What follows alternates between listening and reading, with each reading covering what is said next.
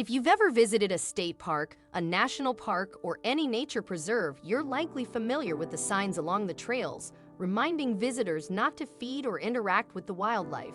It's generally best to allow wild animals to go about their business undisturbed by human interference. However, there are situations where vulnerable wild animals might need some assistance. In a quiet New Hampshire town called Carroll, a responsible resident came across a family of black bears struggling to safely cross the road. Concerned for their well-being, the resident pulled over and called the police for help. When State Trooper Thomas Owens arrived at the scene, he quickly realized that the situation was more complex than he had initially thought. Carroll, New Hampshire, is known for its rural backcountry roads where encounters with wildlife, such as moose, deer, and other woodland creatures, crossing the streets are not uncommon. While these occurrences are usually uneventful, this particular incident was anything but.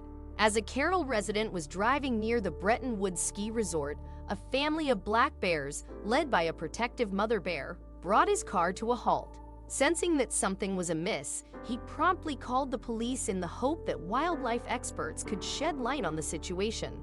State Trooper Thomas Owens arrived to manage the situation and ensure the safety of both the bears and the drivers. He observed that one of the 4 bear cubs, the smallest of the litter, appeared hesitant and frightened, standing paralyzed in the middle of the road. Given the natural course of events, Thomas became concerned for the cub's future. The mother bear had stopped in the road, pacing back and forth, waiting for her weakest cub to catch up with the rest of the group.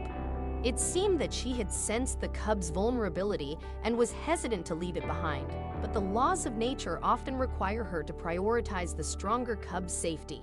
According to the North American Bear Center, bear litters with more than 3 cubs are often weaker, facing greater challenges for survival. Thomas watched as the mother bear and her 4 cubs lingered in the street, directing traffic around them. In his heart, the state trooper rooted for the fragile cub, hoping it would find the strength to join the group. But it soon became apparent that additional help was needed.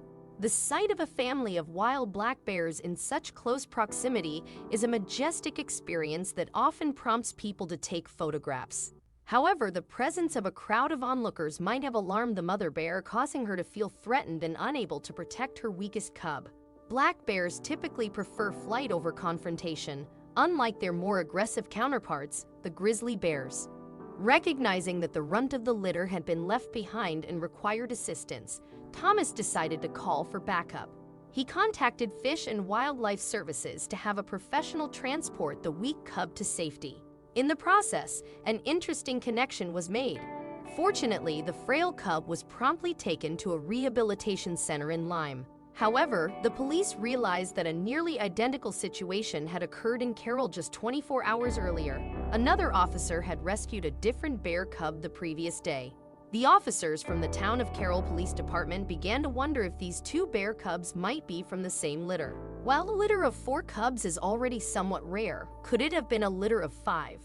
The North American Bear Center notes that mother bears typically have only 1 or 2 cubs in their first litter, making a litter of 5 nearly unbelievable. After some investigation, the police department confirmed that these 2 isolated cubs were indeed from the same litter. This discovery left the mother bear with 3 other very healthy cubs that she could now focus on and care for. To clarify, this mother bear had done everything in her power to care for her 5 cubs, keeping them warm and safe in the den since January. She had done an exceptional job. However, even the most resilient mother black bears can sometimes benefit from a helping hand. Both cubs were transported to rehabilitation centers with the hope that with the assistance of veterinarians and modern medicine, they would grow strong enough to return to the wild and lead independent lives. The state police emphasized the importance of using this situation as a reminder not to feed wild bears human food or approach them, no matter how adorable they may appear. They also made it clear that the handling of these black bears was carried out by professionals, and the public should never attempt to approach wild animals. While rescuing bear cubs may not sound particularly daunting, consider the challenge of rescuing an adult bear. Wild animals rarely venture into human territory, typically avoiding human encounters whenever possible. However, on the rare occasion when they do, it can lead to serious problems. Bears, for instance, are not typically seen as helpless animals. Yet their curiosity can sometimes lead them into precarious situations. This was exemplified in the case of a black bear in Alligator Point on St. James Island in Florida. This 375-pound bear had been exploring the neighborhood and eventually wandered into a home. Wildlife conservation officers were called to sedate the bear and safely relocate it to the wild. However, the situation took an unexpected turn after the bear was shot with a tranquilizer dart. While it might sound harsh to use tranquilizers on animals, especially considering the non-lethal intent, the wildlife officers had limited options. The bear's presence posed a potential danger, and encountering a human was almost inevitable. Unfortunately, the tranquilizer dart didn't have the intended effect. Instead of sedating the bear, it sent him into a state of panic. The wildlife officers were prepared for a challenging situation, but they couldn't have anticipated just how difficult it would become. Terrified by the officers chasing it, the bear made a dash for the nearby water and started swimming as far as it could. Unfortunately, this was when the sedative began to take effect. The drowsy bear struggled to stay afloat and began to drown. Adam Warwick, a biologist with the Florida Fish and Wildlife Conservation Commission, recognized the urgent need to intervene. Without hesitation, fueled by adrenaline, Adam dove into the water and swam toward the massive bear. While most people wouldn't consider such an act, it made perfect sense to him in that moment. It was a spur-of-the-moment decision. "I had a lot of adrenaline pumping when I saw the bear in the water," Adam later explained. Fortunately, his adrenaline helped him overcome the inherent dangers of the situation. What if the bear had attacked him? Adam didn't have time to second-guess himself. He grasped the bear with both hands and wrapped his arms around its neck. Then he began kicking towards shallower water, where other wildlife officers were waiting. The bear was still partly conscious and understandably distressed. It made frantic attempts to climb on top of Adam in a bid to stay afloat, but its ability to move its legs was diminishing. Despite the immense stress and significant risk, Adam remained as composed as possible as he approached shallower waters. He grabbed the bear by the scruff of its neck and carefully guided it toward the rescue boat. Thankfully, Adam successfully towed the powerful predator approximately 25 yards to dry land. While moving the bear in the water may have appeared relatively straightforward, it was a different challenge once they reached the shore. The extraordinary pair finally reached the rest of the rescue team unharmed. Although the bear was sedated, it could have easily attacked or swiped at Adam with its claws at any moment. Remarkably, Adam sustained only a single scratch during the entire ordeal. Aside from that minor injury, he emerged from this perilous mission relatively unscathed. Adam's colleagues stepped in to assist the exhausted man and the bear in regaining their bearings. Transporting a 375-pound animal without assistance would have been nearly impossible. Fortunately, the bear didn't suffer any injuries during its unexpected swim. It was safe to say that following this experience, it probably wouldn't venture near water for quite some time.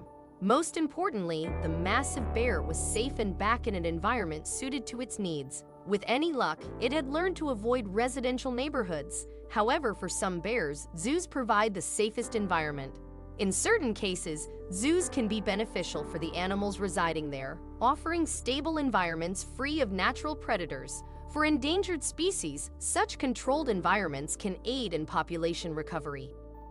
Yet, the existence of zoos remains a subject of controversy. In places without strict animal regulations, inhabitants may endure severe mistreatment in environments unsuitable for their complex needs. One of the primary criticisms of zoos is their inherent nature. By confining wild animals to limited spaces for the entertainment of visitors, zookeepers deprive these creatures of their freedom, which is one of the characteristics that make them so remarkable. However, with the ongoing ethical debate surrounding zoos showing no signs of resolution, some establishments attempt to strike a balance and address the controversy. One such zoo in Washington has gained recognition for taking a unique approach. The Olympic Game Farm in Sequim offers visitors the opportunity to get up close and personal with a variety of animals in settings resembling their natural habitats. As guests drive through the preserved, non-predatory animals approach their vehicles, allowing visitors to feed, photograph, and even interact with them.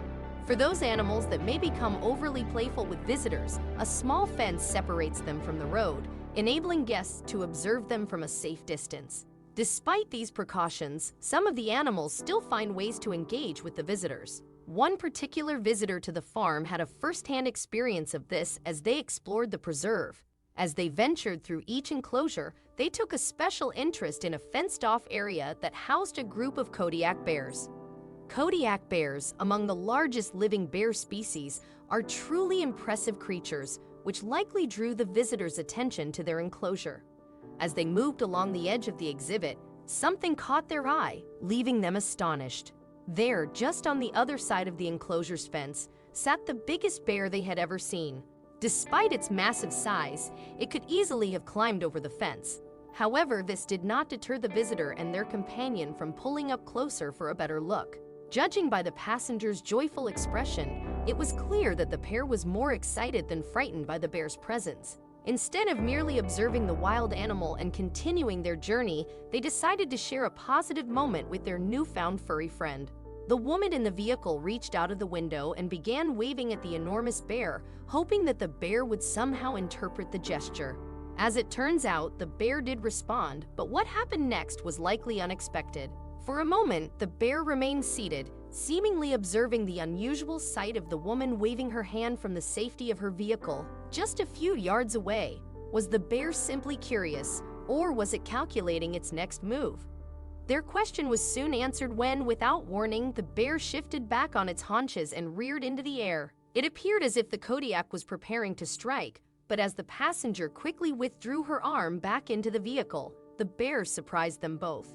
With a swift, almost playful flick of its wrist, the bear returned the wave, leaving the two visitors with wide smiles on their faces and an unforgettable memory. But did the bear truly understand what it was doing?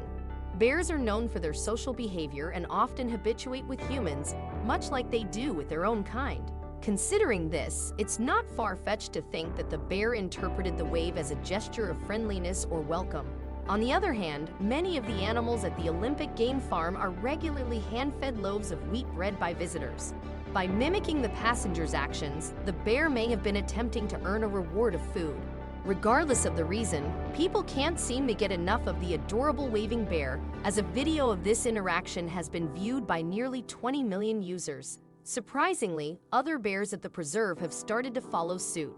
Now, guests who wave at any of the bears at the Olympic Game Farm can expect a friendly wave in return, usually in exchange for a piece of bread. With their bellies full and all the attention, it's no wonder these bears appear so content. Interestingly, bears are known to form interspecies relationships with animals other than humans. Some of these animals have even developed close bonds with creatures much smaller than themselves. A recent example of this occurred at the Berlin Zoo, where employees were both surprised and puzzled when they discovered a small cat roaming freely within the enclosure of an Asiatic bear named Mauchen. Mauchen was one of the Berlin Zoo's most popular animals due to her size and strength, well known to both staff and visitors. The presence of the cat was initially observed one morning by a zoo employee while they were ensuring that Mauchen had sufficient food.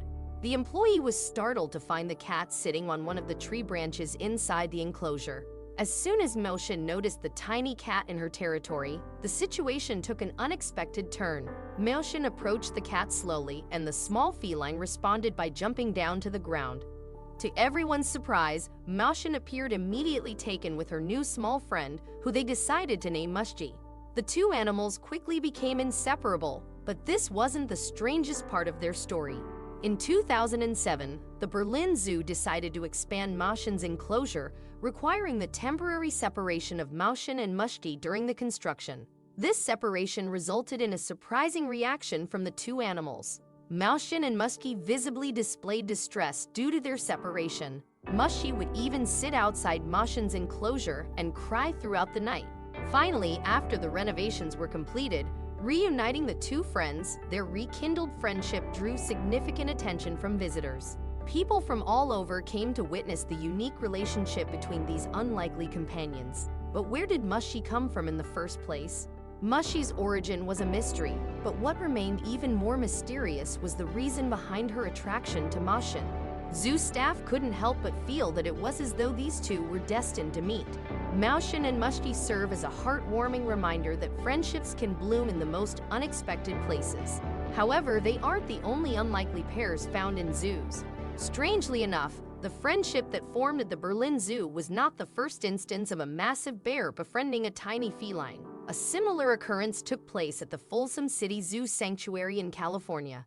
In this case, a black cat, named Little Bear by the workers, unexpectedly appeared within the bear enclosure at the sanctuary. While people initially expressed concern for the cat's safety, the two species seemed to genuinely enjoy each other's company. The cat would sneak in every morning to partake in the food left out by zoo workers for the massive bears. Upon realizing what the cat was up to, the workers began leaving cat food out for her as well. Jill Faust, the senior lead zookeeper at Folsom City Zoo, was astounded by the unusual friendship that had formed. Even though the pair was highly unconventional, Jill encouraged her staff to nurture their relationship as best they could. Little Bear, the cat, developed a particular fondness for one of the zoo's largest residents, Sokwoi-a 550-pound black bear. While Sokwoi-a had never displayed aggressive behavior, the staff remained vigilant to ensure the cat's safety. One of the advantages of Little Bear's presence was that it increased foot traffic at the sanctuary. People from far and wide came to witness the remarkable and endearing friendship that had developed between these two unusual companions. For most of the day, Little Bear lounged in the shade provided by the enclosure's trees, observing Sokwoi-a and the other bears as they went about their daily activities. It was almost as if she considered herself one of them. Little Bear thrived on the attention she received from visitors, feeling as comfortable at the zoo as any other animal, despite being surrounded by creatures so much larger than herself. From the very beginning, Little Bear acted as though she belonged in the bear enclosure. Like Mushti and Mauchen, this unlikely pair of feline and ursine companions was almost too adorable to handle.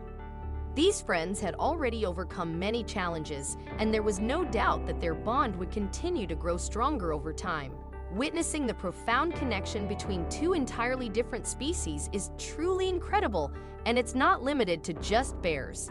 In November 2016, a baby southern white rhino named Nandi faced an almost insurmountable challenge. Her mother had been killed by poachers, leaving her alone and unable to fend for herself at just 2 months old. Nandi struggled to survive as she had no mother to guide her on what to eat, resorting to consuming sand out of desperation. Her chances of survival were slim until a miraculous encounter changed her fate. Rescuers discovered the severely dehydrated rhino just in time and rushed her to the Rhino Orphanage, a non-profit supported by the Wild Heart Wildlife Foundation in South Africa. At the orphanage, Nandi received milk under the careful supervision of her caretaker, Jamie Trainer, who even slept beside the rhino at night. However, Nandi's battle for survival was far from over. The sand in her belly posed serious health risks, and she needed time and dedicated care at the Rhino Orphanage to recover. With Jamie's unwavering care and the efforts of the Rhino Orphanage, Nandi's condition gradually improved. She began eating solid food, drank plenty of water, and even made a few friends along the way. One of Nandi's earliest friends was Jamie herself. The caretaker took the young white rhino for daily walks, allowing them to bond. Their relationship was not just based on care, but also playful interactions. Nandi loved chasing Jamie around the grounds, and their playfulness often led to a few bruises for Jamie. However, Jamie wasn't the only friend Nandi enjoyed spending time with. In addition to caring for Nandi, Jamie had also rescued a cat named Mui when he was just a few weeks old. Mui followed Jamie wherever she went at the Rhino Orphanage, which meant it was only a matter of time before he crossed paths with Nandi. Sure enough, during Nandi's recovery, she encountered Mui, and their introduction did not disappoint. In fact, they discovered they shared common interests. Both Nandi and Mui loved going for walks, and Jamie mentioned that Mui sometimes needed to be carried back because he got tired. Beyond walks, the two friends also shared another favorite activity. Nandi and Mui bonded over their mutual love for napping. While rhinos typically sleep about 8 hours per day, cats like Mui require approximately 12 hours of sleep, so they found a balance that worked for both of them. With her new friends by her side, Nandi made remarkable progress in her recovery. Thanks to Jamie's exceptional care and Mui's companionship, Nandi began moving toward the possibility of eventually returning to the wild. However, there was a setback. In February 2017, just a few months after Nandi's initial rescue, poachers attacked the Rhino orphanage. They were after valuable ivory tusks and were willing to resort to violence to obtain them. As a result, Nandi's safety was jeopardized. Fortunately, Nandi survived the poacher attack, but it was clear that she could no longer remain at the Rhino orphanage. Adding to the complexity was the fact that she wasn't quite ready for release into the wild. Authorities needed to determine the best course of action for her. The Rhino orphanage decided to relocate Nandi, along with another rhino named Storm, to a more secure facility known as the Zululand Rhino Orphanage. In March 2017, Jamie and Mui bid farewell to their beloved friend Nandi. While saying goodbye was bittersweet, it was a necessary decision for Nandi's safety. Thanks to Jamie's exceptional care and the support of Mui, in May 2018, the Zululand Rhino Orphanage deemed Nandi ready for a return to the wild. On the day of her release, Nandi, along with her newest friend Storm, hesitated at the shelter gate, apprehensive about venturing into the wild on their own after their sheltered lives. However, after a while, Nandi and Storm finally took their first steps outside the confines of the fenced-in orphanage. It marked the beginning of their lives in the wild, and their journey to freedom was made possible by the friendships they had forged along the way. While rhinos are not typically associated with playfulness, Nandi defied expectations. Watch her joyfully playing with Jamie. She was a rhino with an indomitable spirit, proving that she couldn't be kept down for long.